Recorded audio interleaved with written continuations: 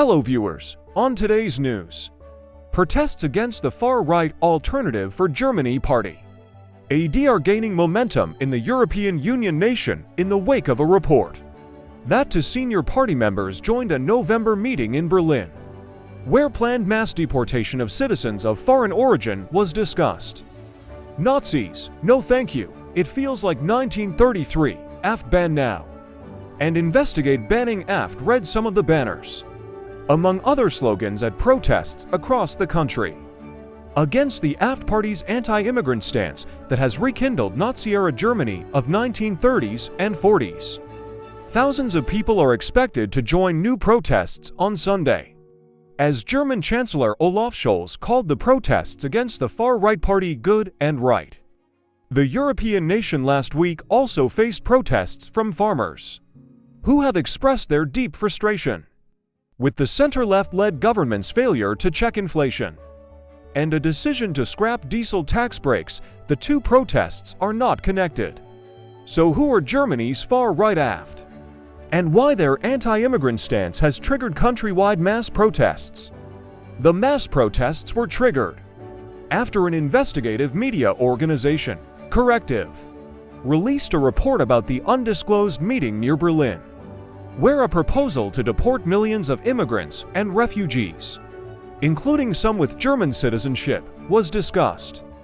Among the participants at the talks was Martin Sellner, a leader of Austria's identitarian movement, which subscribes to the Great Replacement conspiracy theory that claims there is a plot by non-white migrants to replace Europe's native white population.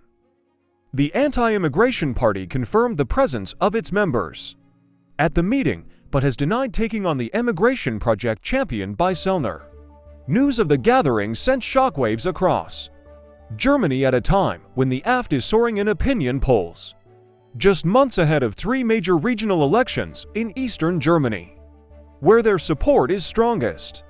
Interior Minister Nancy Faeser went so far as to say in the newspapers of the Funk Press Group that the far-right meeting was reminiscent of the horrible Wannsee Conference, where the Nazis planned the extermination of European Jews in 1942.